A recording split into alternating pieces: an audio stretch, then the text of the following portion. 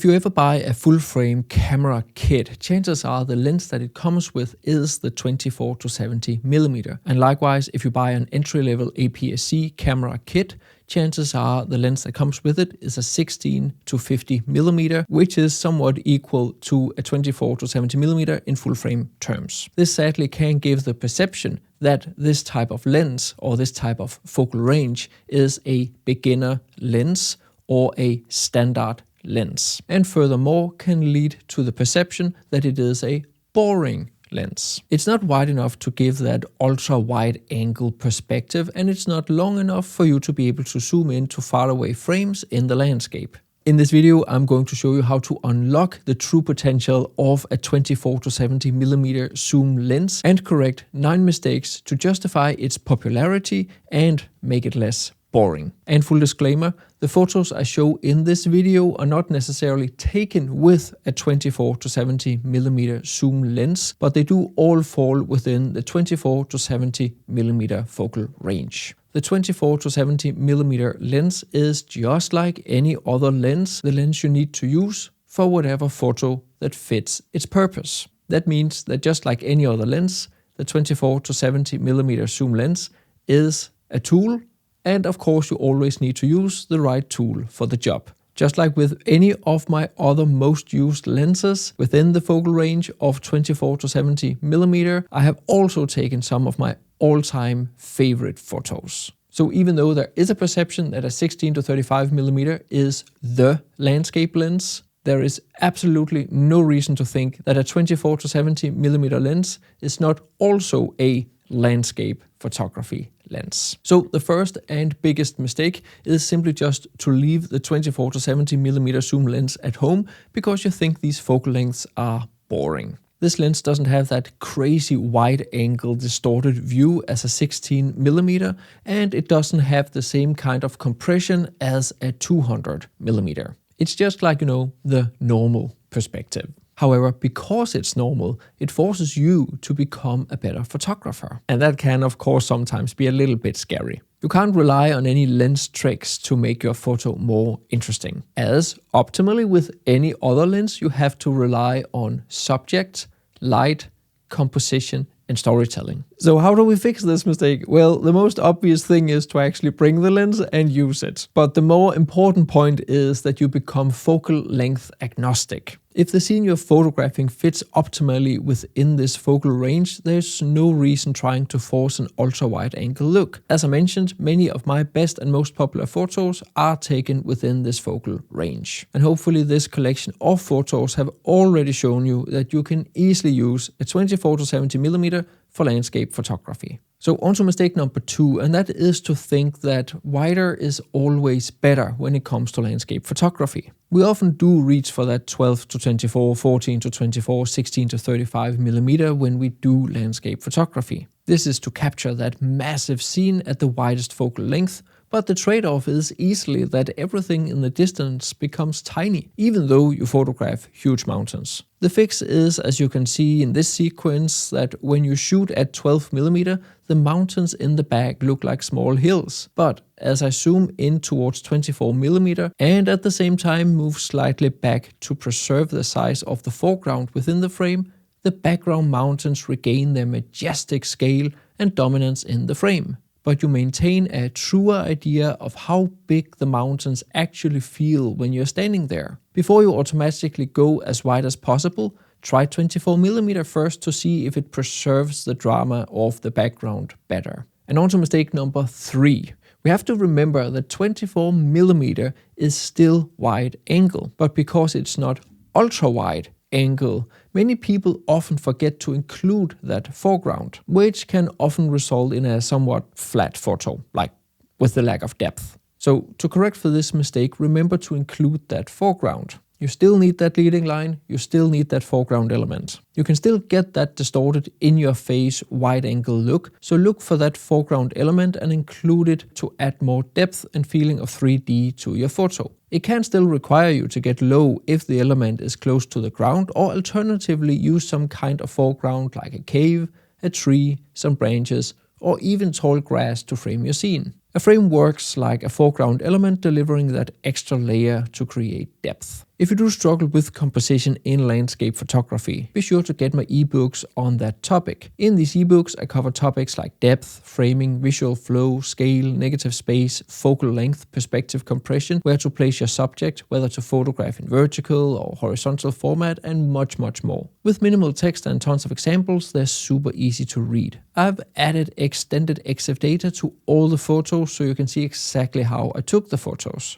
You can get the free light versions by signing up to my newsletter, and you can get the full versions either standalone or bundled up with my ebook about light in landscape photography for a small discount. There are links to everything down in the description of the video. And on to mistake number 4, and that is that point number 2 actually continues beyond 24mm, and this of course justifies why you need a 24-70mm for landscape photography. If a scene still feels scattered or chaotic at 24mm, don't just zoom in from where you stand.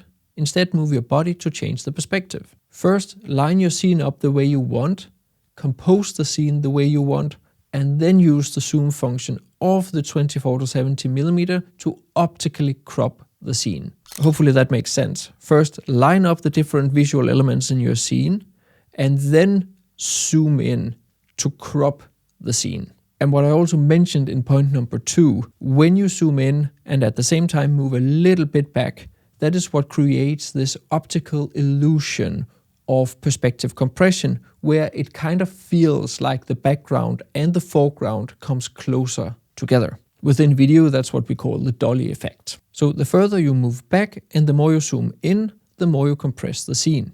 Even beyond 70mm if your lens or lens collection allows for it. This makes layers in a forest, a mountain range, or the layers of a cliffside stack up. Besides being able to clean up your edges, it gives your background the scale it deserves and creates a much more impactful landscape photo. And on to mistake number 5, and that is to ignore the human perspective. Many photographers who do landscape photography either photograph at the very wide angle perspective because it gives this very distorted view where you get a strong foreground and then you have some kind of epic mountains in the background, or like I often do, photograph with a long lens to compress the scene, put a person in the foreground, and then I can show the scale of nature easier. And that is often what attracts us to landscape photography in the first place. Hence why many landscape photographers don't really shoot around the 45-50mm focal range, which is more or less equal to how the human eyes perceive the world. So you can argue that in many ways this is the most honest focal length. Because you can't rely on the wow factor of extreme focal lengths, here you actually have to take an interesting photo. It doesn't lie about distances, which makes it incredibly powerful for storytelling and travel photography, where you want the scene to feel exactly as it did when you were standing there. So if you are more into documenting the landscapes and your travels, then really consider shooting at about 45-50mm. And mistake number 6 is to actually only rely on a 24-70mm. Because let's be honest, many landscape scenes do require you to zoom much more in to photograph those distant scenes. Therefore, I highly recommend pairing the 24-70mm with a 70-200mm, a 100-400mm, or alternatively, you might even consider exchanging the 24-70mm for a super zoom like a 24-200, 28-200, 25-200, or whatever else that's available for you and your camera system. You will most likely lose out on the f2.8 aperture, but it isn't actually that important for landscape photography, where we usually stop down anyway. The flexibility of that extra reach is often worth far more than a fast aperture you rarely are going to use anyway. And mistake number 7, underestimating the image quality of a 24-70mm. Some photographers still assume that they need prime lenses for professional grade image quality. However, 24-70mm lenses are relatively easy for manufacturers to design compared to ultrawides or massive telephotos. Because the optics are so well understood, these lenses are often among the sharpest in any brand's lineup. They deliver incredibly high image quality, contrast and color. Don't feel like you're compromising choosing zooms over primes. Modern 24-70mm zooms are often just as sharp as the primes they replace. And mistake number 8 is thinking that you're stuck at 24mm. If a scene is simply too wide for a single frame, don't give up on the composition just yet. You can easily go wider by shooting a panorama. This has the added benefit of creating a file with higher megapixels and much more detail.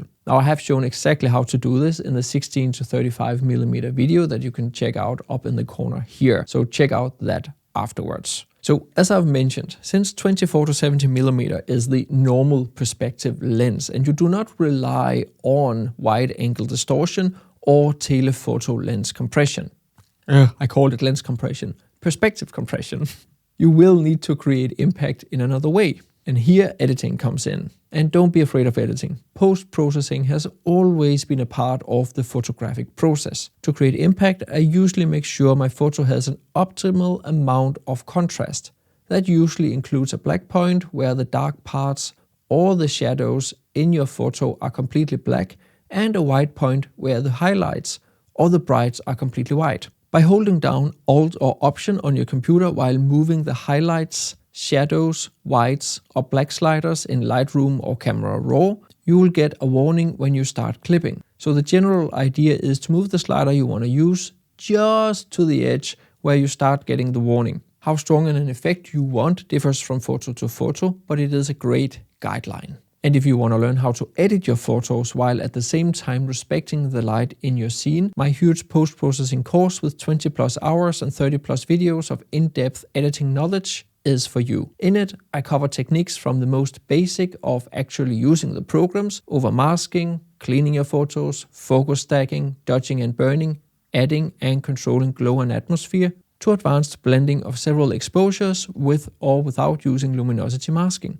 It really is the best and biggest course on landscape photography post-processing with the most bang for the buck available. Over the years, I've made update videos that cover some of the newer features that have been introduced with Lightroom and Camera Raw. You can find the coupon codes and links down in the description of the video, along with the links to my ebooks on light and composition. So now you have learned how to use a 24 to 70mm lens, but let's be honest, the 16 to 35mm is still perceived as the main landscape lens. And if you want to learn how to use that one, be sure to check out the video on the screen right here.